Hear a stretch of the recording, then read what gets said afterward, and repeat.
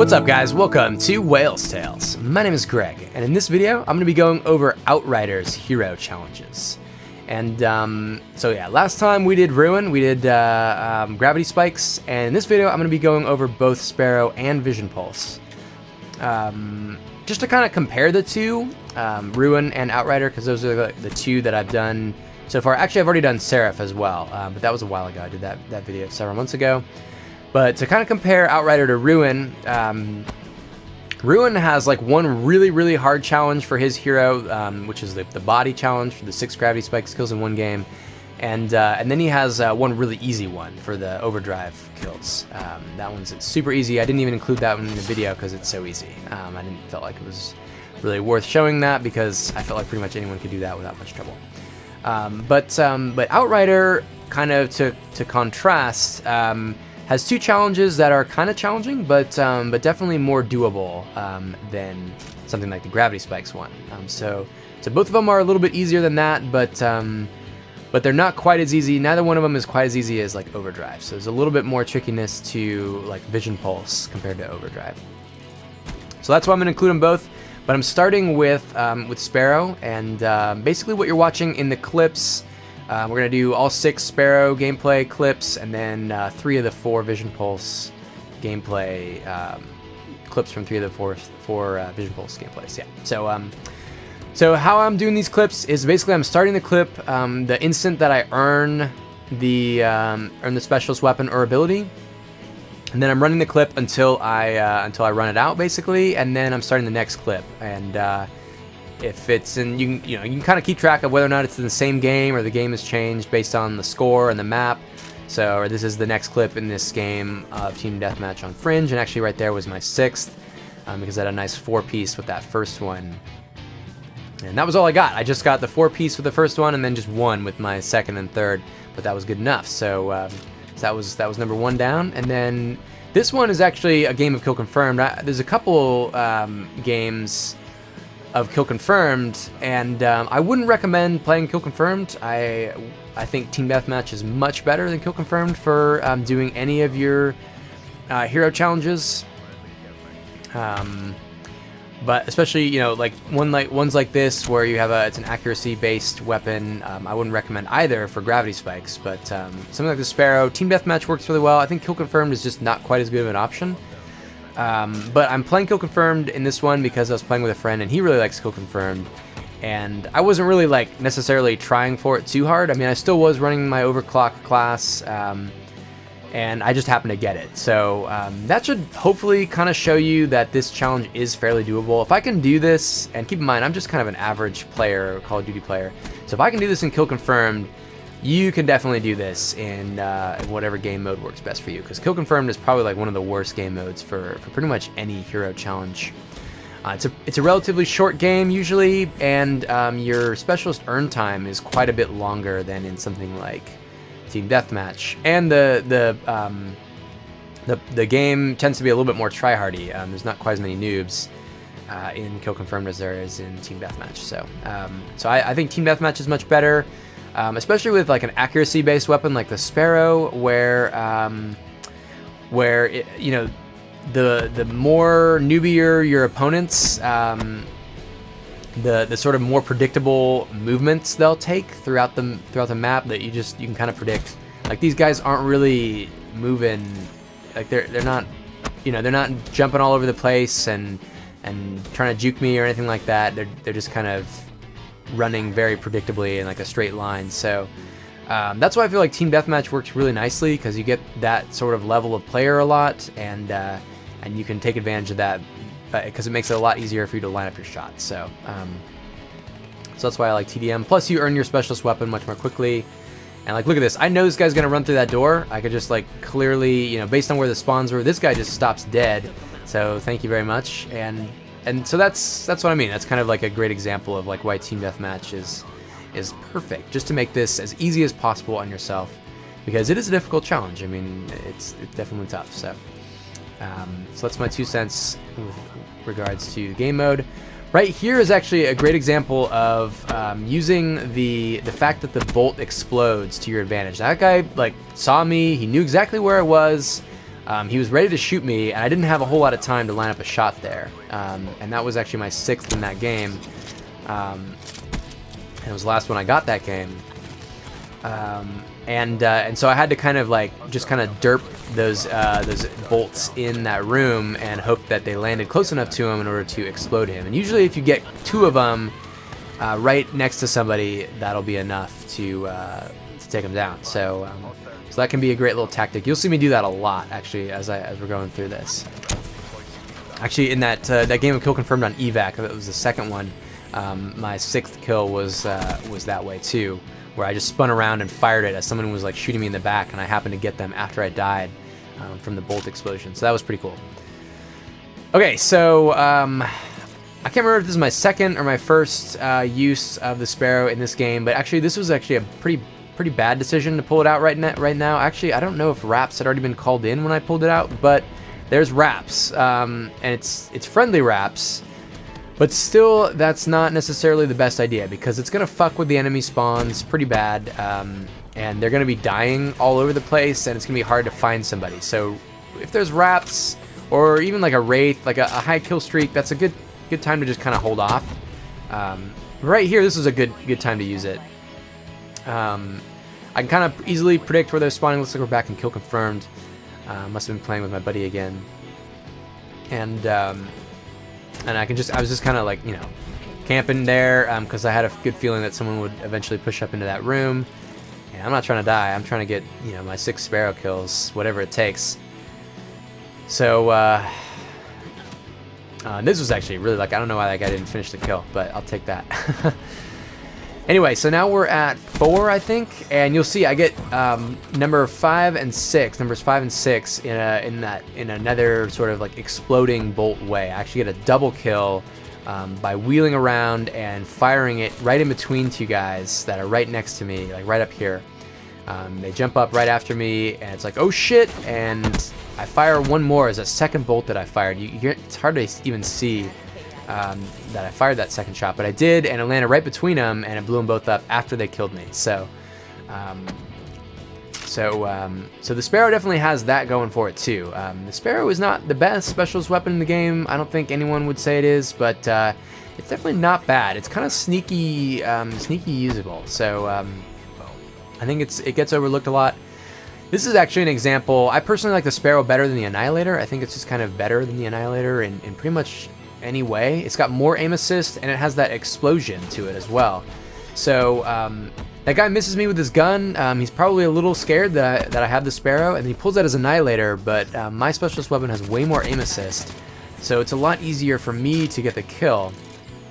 And so I ended up winning that gunfight, or that specialist weapon fight. So yeah, okay, so on to the next game here. This was actually a bad time to call in the Sparrow. I didn't really, I mean, I'm the spawn point right now. Like, my teammates are spawning around me, and we don't really seem to have much map control. So it's a bad idea, and as you see, I'm going to get gunned down here. I didn't know that guy was there. I really didn't know where anybody was, so I fucked up there, but I still ended up getting it this game, so I thought I'd show you that, because you don't want to pull it out when you're, like, you're in your spawn, like you're the sort of the spawn point. That's not a good idea. And then right here, I hold on to it for a little bit longer, because I'm realizing again that the enemy team is just a little bit hard to predict for whatever reason in this match. So I didn't really know where I was going to find an enemy. I knew I was running toward their spawn, but I didn't know how pushed up they were, so I didn't know that guy was there, and you had the Marshal, so I was done for. So it was a good thing I didn't have it out. So you really want to like kind of be a little bit more confident. So that's why I'm holding off on pulling it out. So there we go. I mean, I got that kill, but really I didn't know exactly where I'd run into him either. But here I feel like, okay, I have a pretty good idea of where they're coming from. And then I decided to like push out into the middle, which was, this is a bad idea. So I quickly realized that was bad, and I moved back over here.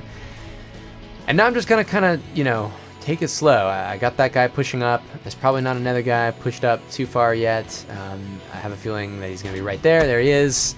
But luckily I have a teammate pushing up with me, so he's gonna distract that guy up there, and I can take the kill. And I'm going to get one more here as they're pushing up toward the middle, right as my Sparrow is running out. This is pretty clutch. Boom. So now I'm at, I think that just gives me 3 in the game. So Here we go. Actually, wow, that clip blended really well. I was like in the same spot.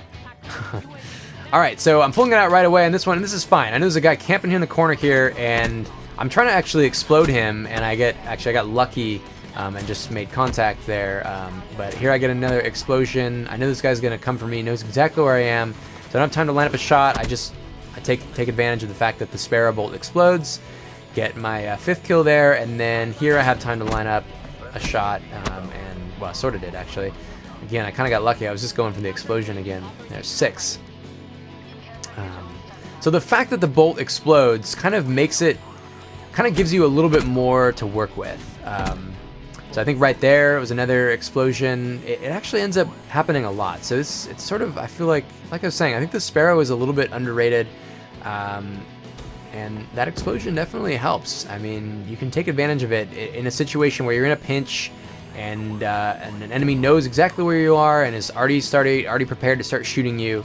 You can kill him a little bit faster if you just, kind of just lob one of the bolts at him and then get the fuck out of there. So there we go. I got a nice little 4-piece with my first Sparrow in this game. I think this is the last game of the Sparrow. I think this is number 6. I don't know if I mentioned, did I finish talking about why I really like Team Deathmatch for this? The newbier players, the enemy position are just easier to kind of deal with the newbier players when you're lining up your shot. You earn your specialist weapon much more quickly. You can often get it 4 times in a game. And yeah, I think kind of the combination of those two works out really well. So here's actually another mistake. I know there are enemies around me, and I felt like I could kind of go around the back here and pull it out, but I should have kept going. As you'll see, I get shot from the side. I should have just like backed off and sort of let things kind of resolve a little bit more. So I didn't get anything there, so now I was like, shit. I think I usually get a little bit nervous when I'm going for the last one. I'm like, all right, let's just get this done, That's just, I don't know, that's just who I am. It's what kind of player I am, I guess. If you can control your nerves, you'll be a little bit better off. So here I kind of, decide, all right, I'm just going to play it real safe. I just need 2 more kills, so I get that one right there. And luckily enough, this is another great example of why Team Deathmatch. I think I end up killing the same guy 3 times. And he's a little bit clueless. He knows I'm back here, and I don't know, he didn't see me. So that was great. He just started running away for no reason. If he just started shooting, he would have had me. And then he spawns again, and he should have seen me again there. So I'm kind of hiding out of sight, and he kills a teammate of mine, and then I don't know, and then he's just not prepared to deal with me again. So I get 7. There we go. So we're on to Vision Pulse now. So hopefully all that helped with the Sparrow in terms of how to play it, when to use it, and kind of how to move around the map when you have it out and all that shit. So on to Vision Pulse. This game is a game of free for all. I sort of mixed it up with Vision Pulse. This was actually, if you watched my variant challenge video, this was the very next game. I was trying to win a game. I actually didn't. I came less close in this game. I was trying to win a game for that variant challenge video. But actually, in that video, I completed one of the 4 Vision Pulse. One of the 4 games where I got 4 Vision Pulse kills, and this is the second one. This is the very next game. And actually, right here, I don't know if that's a little bit of lag right there. I can't remember. But look at that guy had already faded out. He wasn't red anymore, but I still got a tag and bag medal. So that gives me my second one. So that was interesting because normally Vision Pulse, the thing with it is you have a very limited window. You only have 3 seconds after you pulse somebody in order to kill them for it to count as a tag and bag. You need to get 4 tag and bag medals. Right here, that one was super fast. This guy's still glowing red right there, but I don't get a second tag and bag medal. But I did get one from that first guy, and actually went back and timed it, and it doesn't make any sense. That first guy that I killed who wasn't glowing red anymore, that was 6 seconds after he was pulsed.